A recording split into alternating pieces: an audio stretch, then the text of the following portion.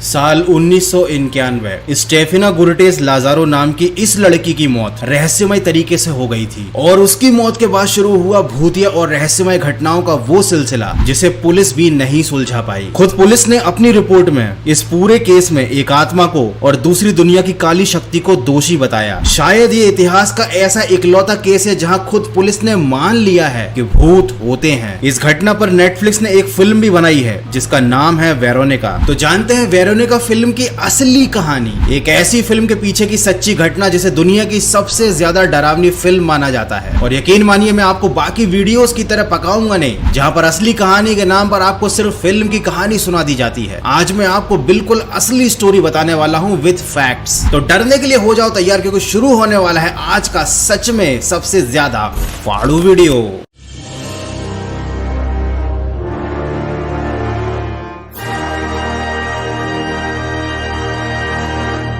स्टेफिना 1990 में करीब 18 साल की थी और उसने कॉलेज जाना शुरू ही किया था और कॉलेज जाने के साथ साथ उसके बर्ताव में बड़े अजीब से चेंजेस आने लगे थे। उसके परिवार में कुल 5 लोग थे, उसके माँ बाप और 2 भाई बहन। स्टेफिना का पूरा नाम स्टेफिना गुर्टेस लाजारो है। ये मैड्रिड में रहने वाली थी। स्टेफिना कुछ अजीब सा ही बर्ताव करने लगी थी। वो अपने भाई को देखकर गुर्राने लगी थी, उस पर अटैक करती थी। कभी कभी तो ऐसा लगता था कि वो उसकी जान लेने की कोशिश कर रही है। वो जिस अपार्टमेंट में रहते थे उसकी दीवारें लकड़ी की बनी हुई थी। स्टेफिना अपने नाखूनों से उन लकड़ी की दीवारों को नोचती रहती थी। इससे उसके भी नाखून टूट जाते थे और उसके हाथ घायल हो जाते थे। स्टेफिना बहुत अजीब अजीब हरकतें करने लगी थी। वो रात में रोती थी, कभी कभी डर के उठ जाती थी, चीखती थी, तरह तरह की आवाजें निकालती थी और इन सब से उसका भी परिवार बहुत ज्यादा डरा हुआ था। किसी को कुछ समझ में नहीं आ रहा था कि आखिर स्टेफिना के साथ हो क्या रहा है। उसके घर वालों ने कई बार उससे बात करने की कोशिश की। वो बीच में ठीक हो जाती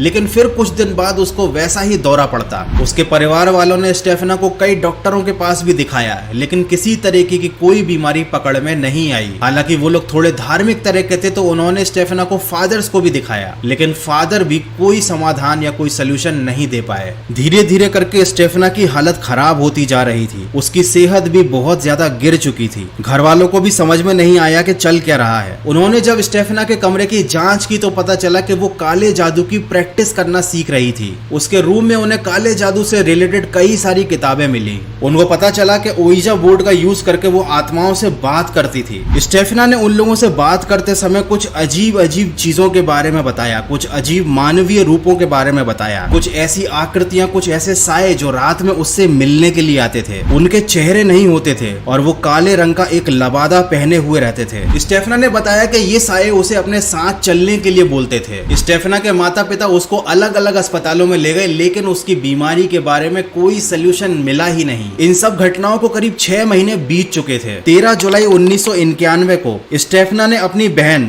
मारिया नेला पर हिंसक रूप से हमला किया और उसके अगले दिन 14 जुलाई को उसको एक अजीब सा दौरा पड़ा जिसके बाद वो कोमा में चली गई। उसके माता पिता तुरंत उसको हॉस्पिटल लेकर गए जहां पर करीब 3 हफ्ते तक उसको रखा गया।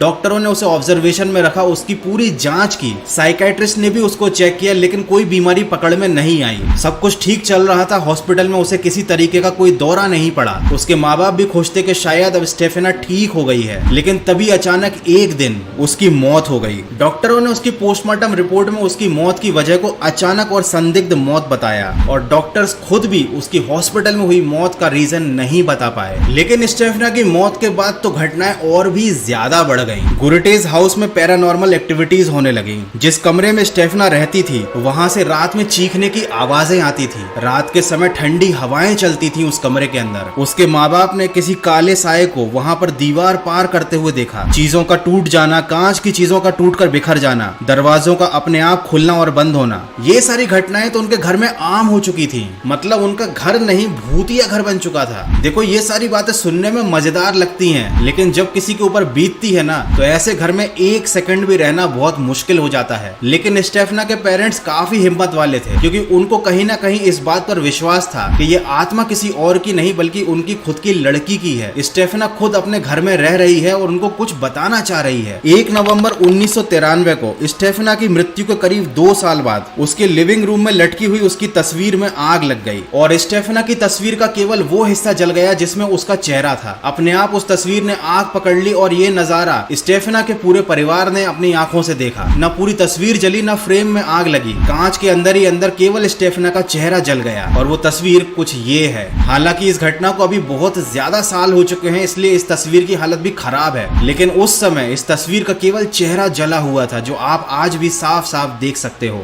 एक दिन रात के समय अचानक स्टेफना की माँ के ऊपर किसी अनजान सी शक्ति ने जानलेवा हमला किया, उनकी जान लेने की कोशिश की। और उसके बाद स्टेफना के परिवार को यकीन हो गया कि उनके घर में जो भी कोई घूम रहा है वो स्टेफना नहीं बल्कि कोई और ही है। उन्होंने फाइनली फिर पुलिस को बुलाया। कहानी को आगे बढ़ाने से पहले मैं आपको बता दूं कि इस समय मेरे रूम में कोई नहीं है और इस पूरी कहानी को एक्सप्लेन करते समय मुझे भी काफी ज्यादा डर लग रहा है, कुछ अलग ही फील आ रहा है। स्टेफना की मौत के बाद उनके कॉलेज की एक टीचर जो कि नन थी, उन्होंने आकर बताया कि आखिर स्टेफना कॉलेज में ऐसा क्या करती थी जिसकी वजह से उसके बिहेवियर में चेंज आ गया था। स्टेफना के करीब 3 या 4 खास दोस्त थे, जिनमें से कि एक दोस्त के बॉयफ्रेंड की मौत हो गई थी। शायद उसके बॉयफ्रेंड की मौत बाइक एक्सीडेंट में हुई थी और वो दोस्त अपने बॉयफ्रेंड से बात करना चाहती थी। उसको पता था कि स्टेफना काले जादू की प्रैक्टिस करती है, वो ओइजा बोर्ड के थ्रू उसके बॉयफ्रेंड से बात करा सकती है। और एक दिन ये सभी दोस्त मिलकर यही प्रैक्टिस कर रहे थे, लेकिन तभी किसी टीचर ने उन्हें ये करते देख लिया और उनको वहां से हटा दिया। बाद में उस ओइजा बोर्ड को तोड़ दिया, लेकिन ओइजा बोर्ड को जब उस टीचर ने तोड़ा तो उसके अंदर से एक धुआं निकला था और वो धुआं स्टेफना के शरीर के अंदर चला गया था। और ये घटना होते हुए स्टेफना के दोस्तों ने देखी थी। हालांकि किसी ने इस बात को इतना सीरियसली नहीं लिया था, लेकिन जब स्टेफना की रहस्यमय घटनाओं की वजह से मौत हो गई तो बाद में उनकी टीचर ने आकर उनके पेरेंट को ये सारी बातें बताई।